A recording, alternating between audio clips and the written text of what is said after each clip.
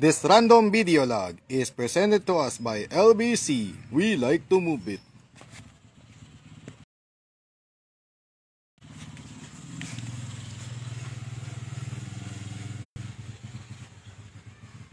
Yes. Alright. Hello po mga Dipat Aguilar here. At isang magandang umaga pa rin. Medyo late ng umaga. Magandang umaga pa rin. Magandang tanghali. Magandang araw po sa lahat.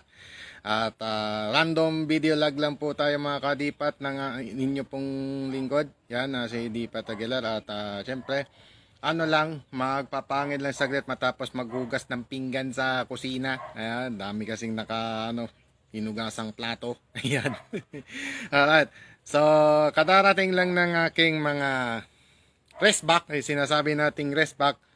So, as we take a look at this package na dumating, yan, muli po, atid sa atin ng LBC. We like to move it ang ating random video log. I-unbox ko lang kung ano yung laman nitong Ito, let's say hello muna sa aking tatlong speed takers. Actually, legit na yan, legit Tamiya yan. All thumbs na po yan, all thumbs halos. Ang hindi na lang Tamiya dyan, yung mga I think ang hindi na lang Tamiya dyan is, hindi, wala na. Wala na talagang na yan, legit na yan. All original na lahat yan. Pati yung kay Green Penoy soon, magiging all original na to. Ang hindi lang copy, itong anti-bengkong. Kasi mahirap hanapin yung anti-bengkong Hindi ko alam saan pa ako makakakuha nun Pero nevertheless, at least kahit pa paano makakaano pa ako. Yan, si Papa Roach, si Mojito, at si Green Penoy. Sila po yung subject ng ating video log ngayong araw na ito. Yan, at siyempre, dito ko na ilalagay yung aking cam. Yan, harap ko siya rito. Okay. So, i-unlock lang natin to. I-unbox lang natin kung ano yung mga naisipan kong i-order. Yan, sa special thanks to Tamiya Changi Online in Malolos, Bulacan. Yan, kina Sir Irvin Merrill Constantino at sa rest of the crew, kina John Cho at sa iba pa. Yan, Bulacan, mga kapwa natin Tamiya Racers dyan sa Malolos, Bulacan. Okay. So, I'm going to unlock or to unbox this package that I have received just moments ago. Mga moments ago, habang naghugas ako ng pinggan, biglang na-curious pa si Manong driver na LBC delivery boy kung ano raw yung laman ng aking yung pinadala sa akin. Ano raw yung laman, ayan. Sobra busy. Ayos lang. Ayun, nag-reply yung Tamiya Changi Online. Sorry kung sobrang busy, sabi niya. Ito, ang sabi niya, sobra busy. Okay. So, ni-reply ko lang yung ni-reply ko lang yung Tamiya Changi Online. Yan, thanks for the reply at God bless po. God bless po sa inyo diyan. Okay lang ako, sobrang busy kasi yun naman talaga every weekend kasi rin sila. Nag-handle din sila ng mga races, ng mga karera, mga weekend races dun sa Centro Mall sa Malolos, Bulacan.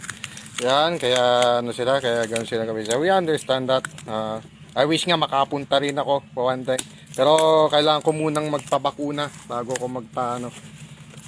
bago magpunta dun sa So sa bagay, medyo unti-unti nang nakukuha halos nakukuha na ng abot kamay na ng lungsod ng Urdaneta ang tinatawag na population control. Hindi po exactly parang herd immunity yan nung una, pero we have to be specific about it. Kaya sabihin na lang natin population control.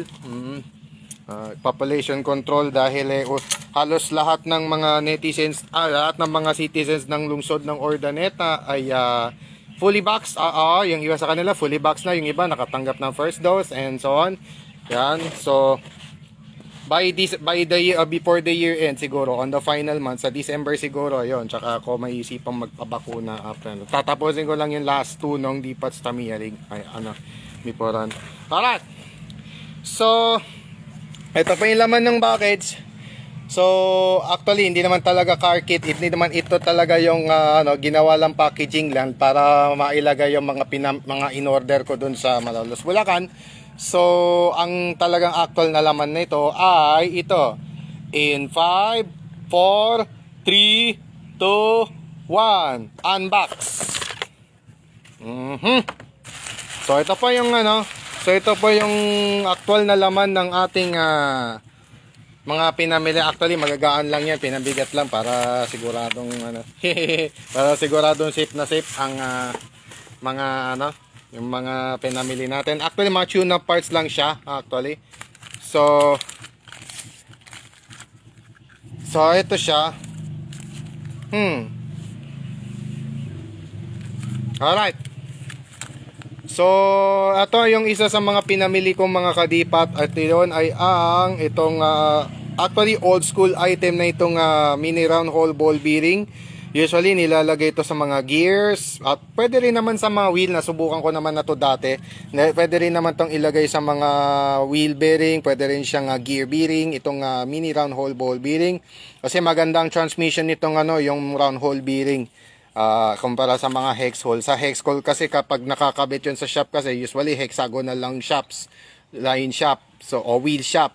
So pag pag umikot siya, there's a tendency na mas mataas ang friction ng hex hole kumpara sa round hole. Sa round hole kasi medyo may clearance pa. Ilagay mo man yung ano dito, yung hexagon, ano pa rin siya, yung makakatakbo pa rin siya ng mabilis. Alright. So ito yung isa sa mga pinamili ko. Item number is 15111. O, yung isa naman, yung blue packaging naman, yun ang hex hole. 15034, old school po yun. Pero ano na rin siya, 15287 na rin yun, yung hex hole bearing. Yung round hole, 15111. Yung high grade naman, 155 something yun 155 something. 195591 ata yun, kung hindi ako nagkakamali. I'm not sure of the number I'm not sure of the item. 155 something yun yung ano, yung high grade ball bearing round hole din. Yun nga lang, mas ano lang siya, magalaw, masyadong magalaw yung ano, masyadong shaky yung car pag kinabit yung ano, next bearing. Ayun doon sa mga experience na nakita natin last time. So yan yung isa sa mga pinamili ko. Ito, binili ko to para kay Green Penoy. Actually kay Green Penoy ito. So dito ko siya ilalagay kay Green Penoy. Yan. Ito namang AO620, yung karagdagang AO620 ay para naman kay Papa Roach. Para kay Papa Roach yan dahil meron na rin siyang AO620 sa front and rear. Actually, yung rear na lang ang papalitan ko diyan, isa likod dito. Dito na lang papalitan ko. So next month bibilang ko na to ng ano, ng brake set, yung rear brakes, yung rear brake stay. Whether standard or high grade, kung ano man ang meron, standard man o high grade, yun yung ilalagay ko rito, yung ano, yung panibagong brakes, FRP brake stay kung tawagin. Ang original number nun is 15518 kung di ako nagkakamali. Kung di ako nagkakamali ng pagkaalala. Yan. So yun yung ilalagay ko dyan. Itong AO620, yun na yung gagamitin ngayon ni Papa Roach. Kasi pansin nyo, pag kinabit kasi ang AO620, ang konti lang ng diferensya niya, talagang ano pa, ito, yun AO620 yung kabit. AO620 na to nakakabit dito sa. So, kukompletuhin ko lang yung 4. And also, yung high speed counter gear, bumili rin pa ako ng isa pang high speed counter gear na 4:1 dahil kay Green Penoy ulit. So, kay Green Penoy ulit to. Yung 4:1 lang, yung G9, maiiwan niya kung kanina man mapunta. To whom it may concern na lang. Alright. So, to whom it may concern na lang yan. Definitely. Alright. And another for Papa Roach this time ay ang gear bearing set ng MS chassis, which is item number 15347. Ibibigay ko naman to kay Papa Roach ulit. Yan, kay Papa Roach ulit to. Yan. Ano to? Shop included in this set. So dapat pala, ayun, ang sabi sa instruction pala, kung gagamitin daw ang ball bearing na to, kailangan kung ano yung shop na naka-include sa set na yon, yun ang kailangan gamitin. Usually sa counter gear yan ilalagay. Ayan yung, I think yan yata yung fluorine coated shop. Fluorine coated shop siguro to. Baka ano to, yung tune up shop. So kay Papa Roach ulit itong Pro Gear Bearing. At yung mga stock motors na single shop at double shop, dahil dalawang beses na nasunugan ulit ng motor, kaya bibigyan ko ulit ng dalawa pa. Bibigyan ko ulit ng dalawa pang stock motor, yan, yung mga kasali sa D-Pads Tamiya League, yan, just in case masunugan ako ng mga stock motor, meron pa akong dagdag. Yan, nasusunugan na kasi ako ng brush, kaya kailangan ko magdagdag.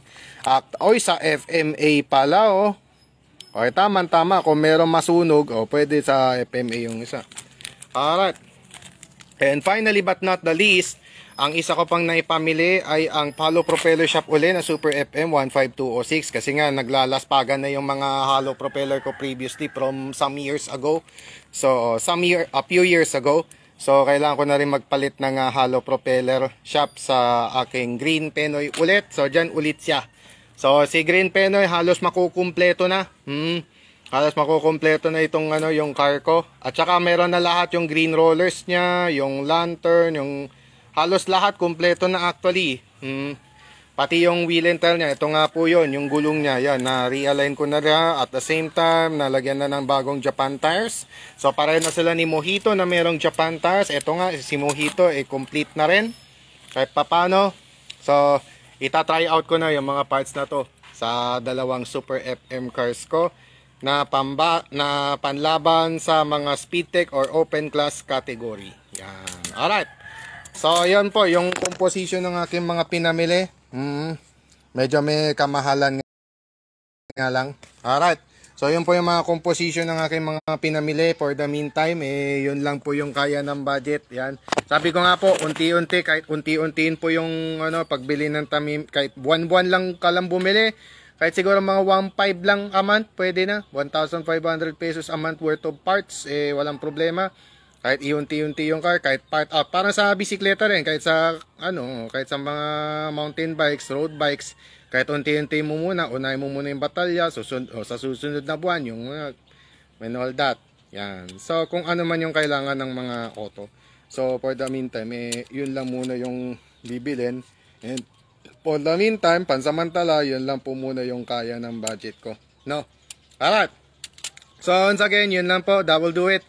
For our short video log, nag-unbox lang po ng ang mga pinamiling pyesa ang inyo pong lingkod. So at least, just so we know na magiging sigurad na makasiguro tayo sa mga pinamili natin kung tama. Yan. So yan, that will do it. This should do it for our newest random vlog dito sa aking tahanan sa Barangay Anonas sa lungsod ng Urdaneta rito sa Pangasinan. And once again, this has been D-Pat Aguilar. Before I sign off, I want to greet happy birthday to Cherry May Acelar Leguardia. Yan, to Cherry May Acelar Leguardia sa Netherlands. Happy birthday sa iyo ngayong araw na ito. Kay Christine Bingwa Kilausing, happy birthday to you today. Kay Ramil Lewis San Juan, happy birthday. Doon sa dalawa kong classmates sa Franklin's. Yan. Happy birthday sa inyong dalawa. Alright. And that's it. Yan. Should do it mga kadipat. This has been D-Pat Aguilar signing off for now and reminding everyone to stay safe, stay healthy, iwas masamang bisyo. Hanggat maaari, ingat lagi kontra COVID-19. Kung kailangan lumabas ng bahay, mask at shield, hugas, iwas, at kung may pagkakataon makapagbakuna. Kung hindi pa nabakunahan, magpabakuna. Yan. Magpabakuna as soon as we get the chance. Alright. So once again, this has been D-Pat Aguilar na nag-iwan po sa inyo ng isang magandang araw po sa inyong lahat. And to God be all the glory and honor. God bless to all of us. God bless the Philippines. And God bless the entire world. So for now, kita-kits, cut ko na po ang aking random video log ngayong araw na ito. And kita-kits na lang po tayo ulit sa Miyerkules for the final week of November 2021 here on D-Pat's Tamiya League Season 2.